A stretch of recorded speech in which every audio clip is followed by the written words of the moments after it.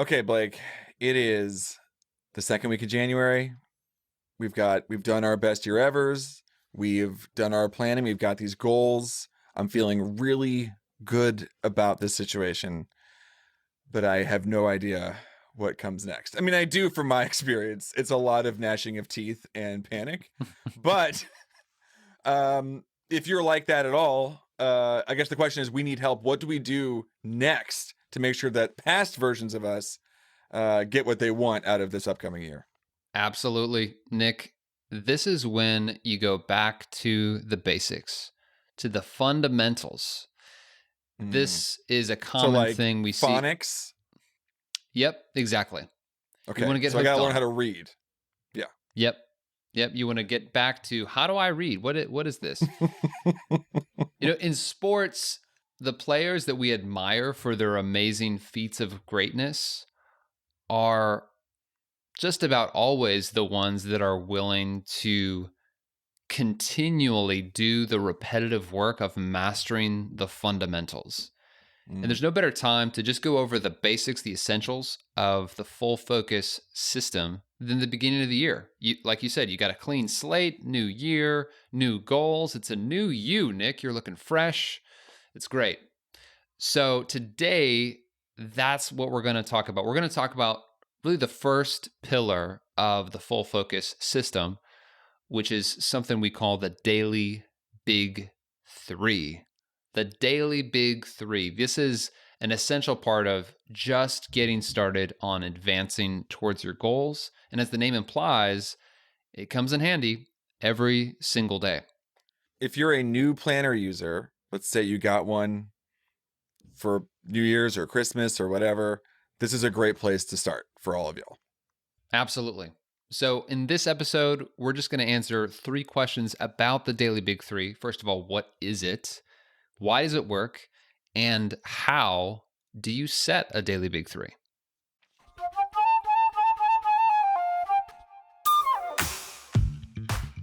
Welcome to another episode of Focus on This, the most productive podcast on the internet, so you can banish distractions, get the right stuff done, and finally start loving Mondays.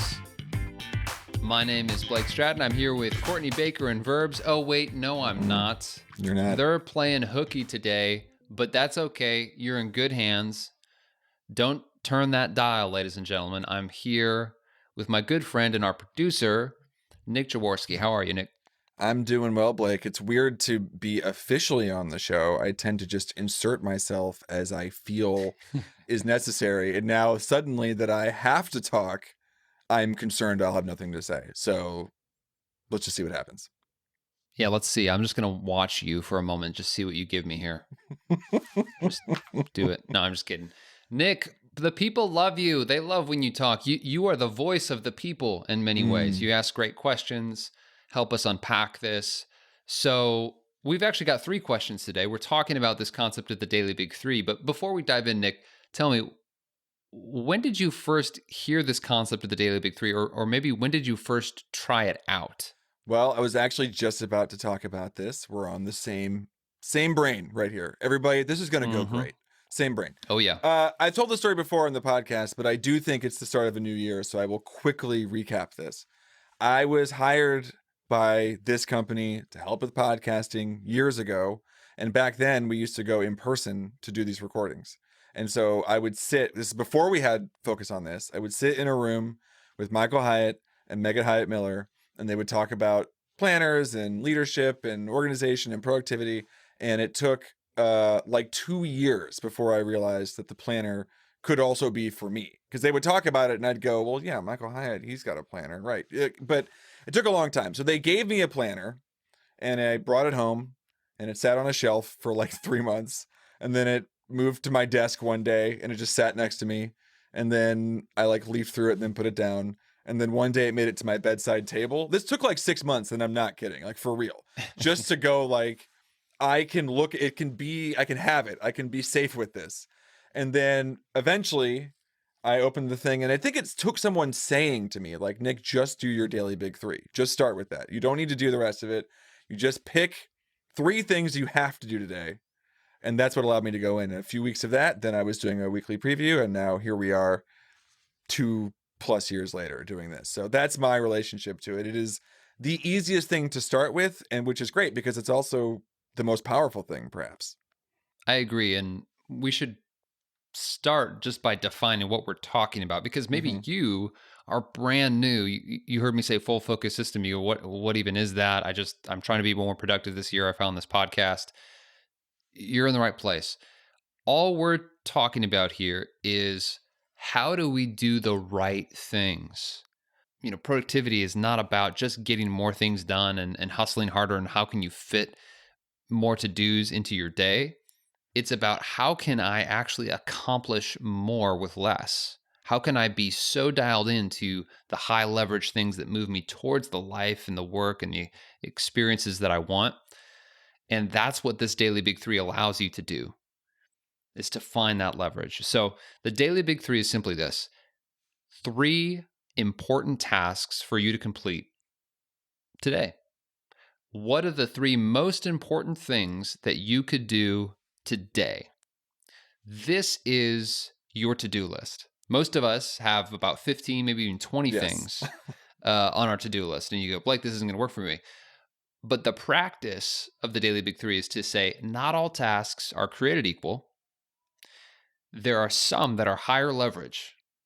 There's something called the Pareto principle. Maybe you've heard of this, Nick, or the 80-20 principle. The 80-20 rule says 20% of the effort is going to deliver 80% of the results. And this Daily Big Three is that 20%. You're identifying, okay, what is going to be the highest leverage things that if I get this done, today is a success. Super powerful to define success with 3 things rather than an endless to-do list. The mental shift, the mental reward you get, try it today. You will experience a different night's sleep. That's what happened to me. So that's what we're talking about with the Daily Big Three. That's the first question.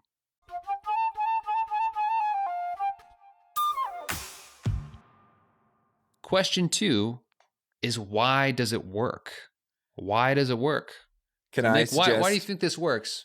Well, it's clarifying, right? We talk about, I had a friend, my best friend in college. We're still friends. We're still friends. But I remember when he started teaching, he had a to-do list he kept in his Google, like his Gmail, like a tab. And he was so proud of how long it was. He was really like, look how many things I have to do, and I'm never going to finish it. This is literally how he phrased it. And I was just going, I would die.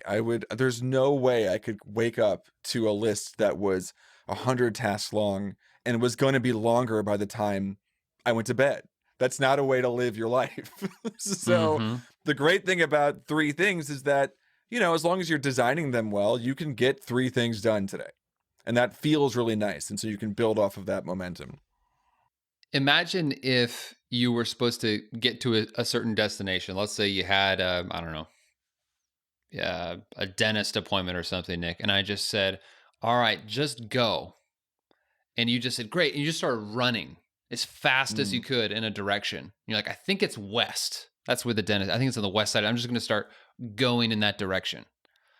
And you just decided to pick up and run because it takes an extra second to find your keys, to locate your car, to plug in directions on the GPS. It's going to tell you where there's an accident on the highway and whatever, and you can go there. It's actually going to take more time to do that in the front end. Meanwhile, if you had just took off running, you're going harder and faster and whatever, right?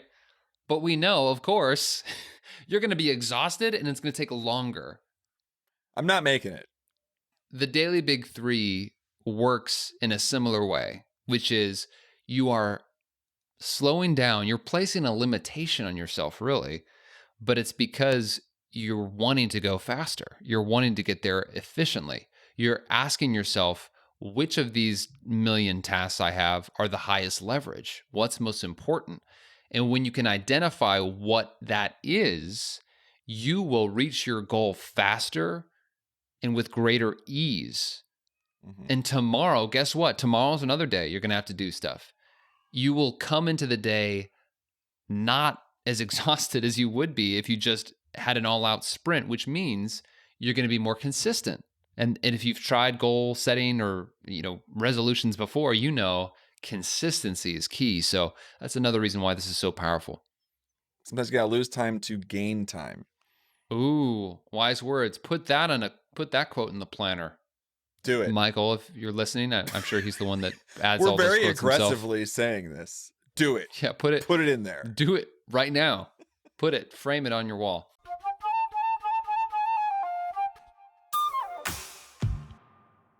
You know what the daily big three is. Hopefully we've convinced you that this does work and you understand why. Now the question is, Nick, how do you set them? Because as we just said, most of us have a long, long to-do list. How do you actually trim that down, especially if it feels like, well, I got to get all this done? What difference does it make if I choose 3 things? How do I even do that?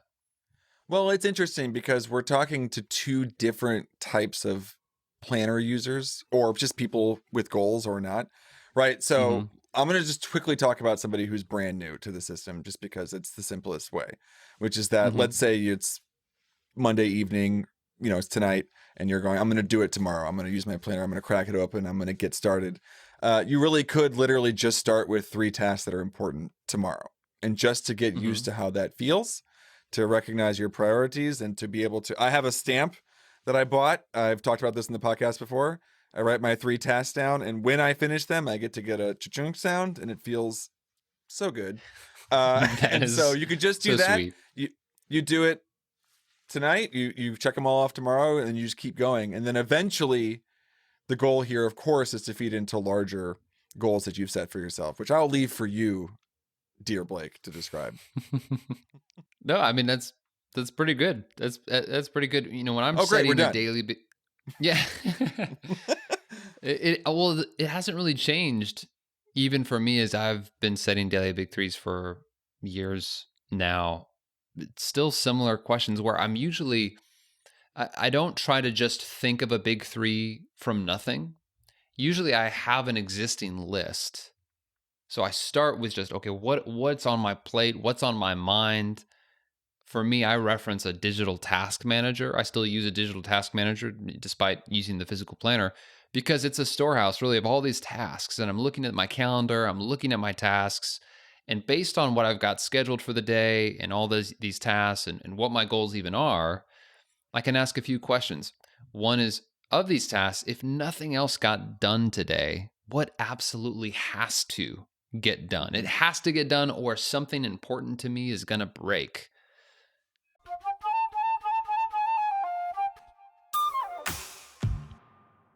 Another question you can ask is, looking at your goal, what can you do today that would move you one step closer to that goal? And this is an important question too, Nick, because your goals are not going to complete themselves. You set a goal, and the reason you set that goal is because the natural momentum of your life probably wasn't leading you towards that goal. In other words, we set a goal to extend ourselves or to grow beyond our current rhythms of life, the current way things have been going, which means you have to be intentional about doing tasks that are going to lead to that goal, right? You can't just, in other words, respond to everything that's urgent or everything that, anything that somebody else says you've got to do. You have to at some point say, no, I've got to do something, just one thing today that's going to move me a little bit closer to my goal. I can tell you this, though, that when writing your big 3, your daily big 3, it is important to start with a verb. This is something actually with my child, who's 13 now, that when we've been using a student planner or a variation on it for a while, this is something that we actually work on a lot. He'll go like homework. Like that's his default answer. He'll go homework. And you go, what does that mean? You're going to look at it. You're going to do it. You're going to review it. You're going to what are all those things? It really provides not just clarity, but comfort to know when you've completed a task by starting with the verb. Otherwise, it becomes very ephemeral and sort of uncompletable. That's a wise thing. So this is why it's great to return to the fundamentals, is for that reason. Is I've worked with clients before that have used the planner for a year, and I look at say, hey, what's your daily big three today? And what they wrote was 3 categories, you know, budgeting, meetings, it's like, okay, that's just categories of things that you're doing. Doesn't quite count. You're missing out on the benefits. It's not about doing it right or doing it the full focus way or blah, blah, blah. It's about the benefit of the big 3 is clarity. What do I actually have to do that's going to be the important next steps towards my goals? The other benefit is peace of mind and relief and a sense of progress, which is key. That was the biggest shift for me when I started using the planner, was not that I had this radical jump in productivity. It's that I started being more present in the things I was doing. I started sleeping better. I started enjoying my work more because I actually got to experience those positive benefits of completing things because I was aware of what was actually happening. So don't miss out on the benefits of this. Take an extra second to clarify exactly what it is you're going to do. So start, this is a single task you're identifying. Start it with a verb, complete, such and such thing, or spend 30 minutes walking on the treadmill or whatever it is, right? Be as clear as you can, and that'll serve you well as you set your daily big 3.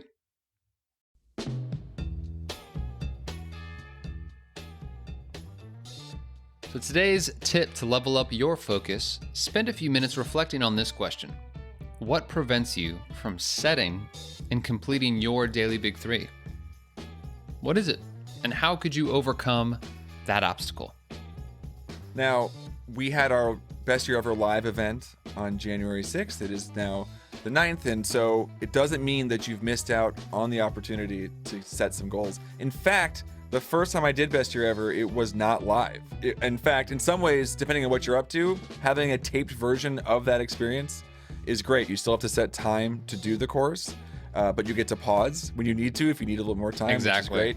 So you can go to fullfocus.co/goal setting, get a recorded version of that live event, get the feedback from the community that was there, and have the time to set those goals for the year. Because just because it's January 9th doesn't mean that you still can't set your goals. You don't need to wait 1 year to start living the life that you want to live. So fullfocus.co/goal setting. All right, everybody. Thank you for joining us on Focus on This.